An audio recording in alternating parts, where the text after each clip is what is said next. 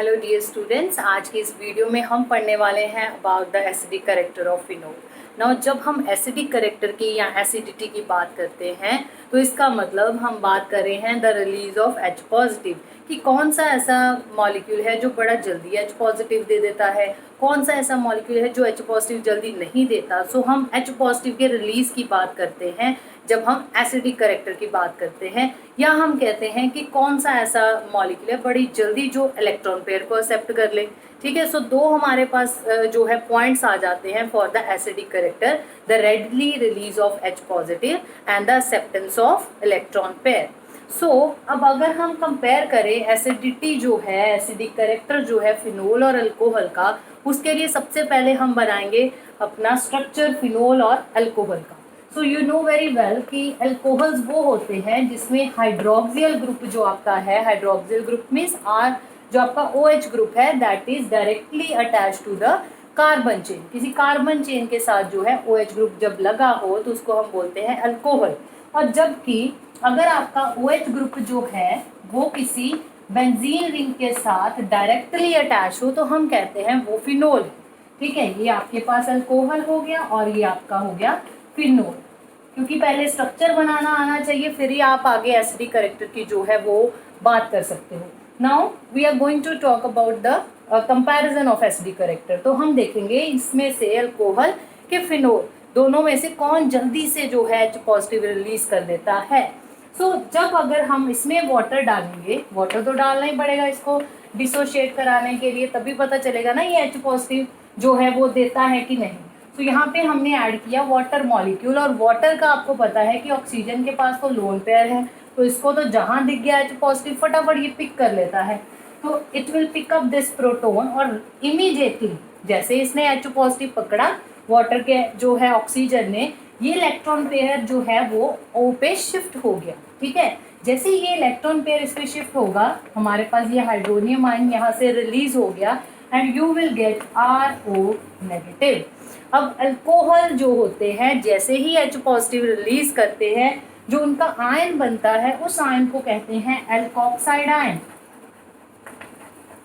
कई बार ये 1 मार्क में भी आ जाता है कि एल्कोक्साइड आयन क्या होता है। तो you should know that the ion which is formed after the release of H positive from the alcohol, that ion is called alkoxide ion.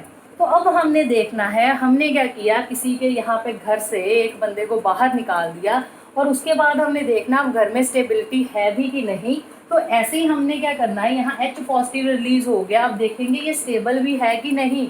ठीक है, तो ये जो एल्कोक्साइड आयन है इसके साथ एक ऐसा ग्रुप लगा हुआ है, R ग्रुप लगा है, जिसका क्या होता है +I इफेक्ट। +I का मतलब that is electron releasing inductive effect.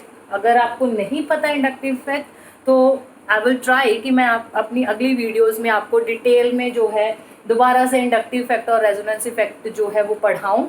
तो फॉर द टाइम आप यही याद रखिए कि ये जो ग्रुप है R ग्रुप, जैसे मिथाइल ग्रुप होता है, इथाइल ग्रुप हो गया, इनका क्या होता है इलेक्ट्रॉन रिलीजिंग इंडक्टिव इफेक्ट। अब एक ऐसा एटम है, एक बंदा है जिसके पास पहले ही इतने इलेक्ट्रॉन्स हैं, वो पहले से इतने इलेक्ट्रॉन डेंसिटी उसके पास है, वो इतना इलेक्ट्रॉन नेगेटिव है, ऊपर से एक ऐसा ग्रुप लगा हुआ है जो उसको और इलेक्ट्रॉन दे के उसको क्या कर रहा है, और ज़्यादा इंटेंसीफाई कर रहा है इलेक्ट्रॉन डेंसिटी, जिसकी वजह से ये क्या हो जाएगा, डिस्टेबलाइज, अनस्टेबलाइज हो जाएगा, अनस्टेबल हो जाएगा ये स्ट्रक्चर। तो इसीलिए आपका अल्कोहल जो है वो 50 बार सोचेगा अपना H पॉजिटिव रिलीज करने से पहले, क्योंकि उसको पता है कि जब मैं अपना H पॉजिटिव रिलीज कर दूंगा तो मेरे पास जो स्ट्रक्चर बनेगा, मेरे पास जो आयन आएगा वो इतना स्टेबल नहीं है, तो वो क्यों अपना H पॉजिटिव देगा। ठीक है, अब आपको पता है कि इस बंदे को घर से निकालने से मेरे घर में स्टेबिलिटी नहीं आएगी, तो आप क्यों निकालोगे उसको बाहर, कभी भी नहीं निकालोगे। तो इसी तरह हमारा ये अल्कोहल है, बड़ा समझदार है थोड़ा सा, कि मैं नहीं निकालूंगा H पॉजिटिव, क्योंकि मेरे पास जो आयन आएगा वो क्या है, अनस्टेबल है, वो इतना स्टेबल नहीं है। इसीलिए आपका अल्कोहल जो है वो हमें वो लिटमस टेस्ट नहीं देता, आपके ब्लू लिटमस को जो है वो रेड नहीं करता, जो डिस्टिंग्विश टेस्ट है आपके अल्कोहल और फिनोल का। और हमारे फिनोल जो है वो क्या करते हैं, लिटमस टेस्ट दे देते हैं, हमारे ब्लू लिटमस को रेड कर देते हैं। वो क्यों करते हैं, तो चलिए अब फिनोल की एसिडिटी की हम बात कर लेते हैं। तो जो हमारे पास अब यही चीज़ हम यही कंडीशन अपने फिनोल पे लगाएंगे, इसमें भी हम क्या करेंगे, वाटर ऐड करेंगे, ठीक है।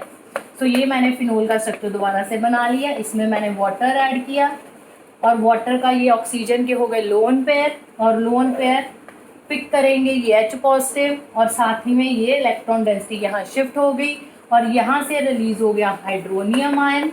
ये ऑक्सीजन पे पता ही आपको पॉजिटिव इसलिए आया क्योंकि इसने किसी को अपने इलेक्ट्रॉन दिए, जब खुद के देगा तो उस पर पॉजिटिव चार्ज आएगा ही, क्योंकि खुद की इलेक्ट्रॉन डेंसिटी जो है वो कम हो गई है। तो इसके बाद जो हमारे पास यहाँ पे आयन बन रहा है that is O negative attach to this benzene ring. तो ये जो आयन है जो फिनोल से बनेगा, याद रखना है आपने, इस आयन का नाम है फिनॉक्साइड आयन। इस आयन का नाम है फिनॉक्साइड आयन।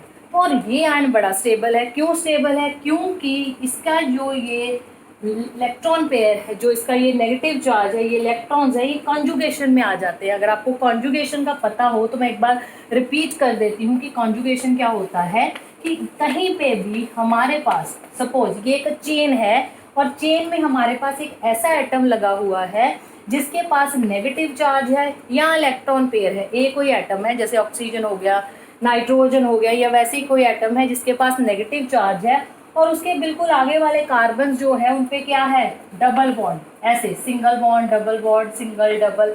तो क्या होता है उस केस में, ये नेगेटिव चार्ज किस में आ जाता है, कॉन्जुगेशन में, delocalization from one end to the other end of the system. तो कुछ ऐसा ही ये देखिए, यहाँ पे there is single bond double bond single double, तो यहाँ पे भी हमारे पास जो है कॉन्जुगेशन जो है पॉसिबल होगी। तो इसलिए अब हम इसके ड्रॉ करेंगे रेजोनेटिंग स्ट्रक्चर।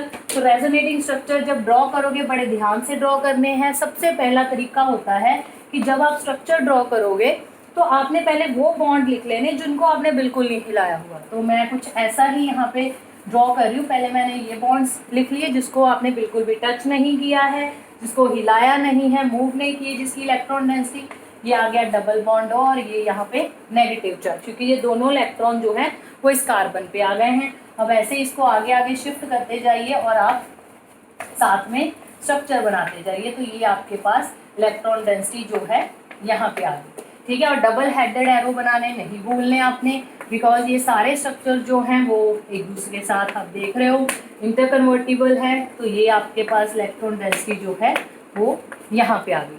और एट द लास्ट आप क्या करते हो, एक इक्विवेलेंट स्ट्रक्चर बनाते हो जिसमें आप लिखते हो कि जो आपका नेगेटिव चार्ज है वो इन कार्बन्स पे क्या हुआ है, डीलोकलाइज हुआ है। तो जैसे आप देख सकते हो कि यहाँ पे हमारे पास नियर अबाउट 1 2 3 4 आपके पास रेजोनेटिंग स्ट्रक्चर्स आ गए हैं किसके, फिनॉक्साइड आयन के। और आपको पता है कि जितने ज़्यादा रेजोनेटिंग स्ट्रक्चर्स होंगे उतनी ज़्यादा उस स्ट्रक्चर की क्या होगी, स्टेबिलिटी होगी। अब हमारे फिनॉक्साइड आयन को, अब हमारे फिनोल को पता है कि अगर मैं H पॉजिटिव रिलीज कर दूंगा तो मेरे पास एक ऐसा स्ट्रक्चर आता है जो बड़ा ही देखो रेजोनेंस स्टेबलाइज है। तो डेफिनेटली फिनोल क्या करेगा, अपना H पॉजिटिव जो है वो रिलीज करेगा। तो दैट्स वाई ये हमारे पास ये क्वेश्चन जो ऑलमोस्ट सारे पेपर्स में आता है कि why phenol is more acidic than alcohol. तो उसका आपने सिर्फ यही मोस्टली 1 मार्क या 2 मार्क में क्वेश्चन आता है, तो उसका आप यही आंसर दोगे कि in case of phenol after the release of H positive phenoxide ion is formed that is resonance stabilized and you have to draw the structure. But in case of alcohol, alkoxide ion is formed which is not stabilized because of the plus I effect of alkyl group, right? अब फिर हम next video में करेंगे कि अगर हम ये तो हमने सिंपल फिनोल ले लिया, सिंपल अल्कोहल ले लिया। अब नेक्स्ट वीडियो में हम डिस्कस करेंगे कि अगर हमारे फिनोल पे कोई ग्रुप अटैच हम कर दें, कोई ग्रुप अटैच कर दे, चाहे वो इलेक्ट्रॉन डोनेटिंग ग्रुप हो या इलेक्ट्रॉन विड्रॉइंग ग्रुप हो, तो वो ग्रुप इसकी जो है ये एसिडिटी इसको किस तरह इफेक्ट करता है। तो हम उसमें कुछ एग्जांपल्स जो है वो स्टडी करेंगे। So for the time you just go through these structure, draw करके देखिए, प्रैक्टिस कीजिए, क्योंकि ये स्ट्रक्चर्स हमारे आगे काम आएंगे। हम आगे जब ग्रुप अटैच करेंगे तो वहाँ भी आपको रेजोनेटिंग स्ट्रक्चर्स जो हैं वो ड्रॉ करने पड़ेंगे। So this was all about the acidity of your alcohols and phenols. Thank you.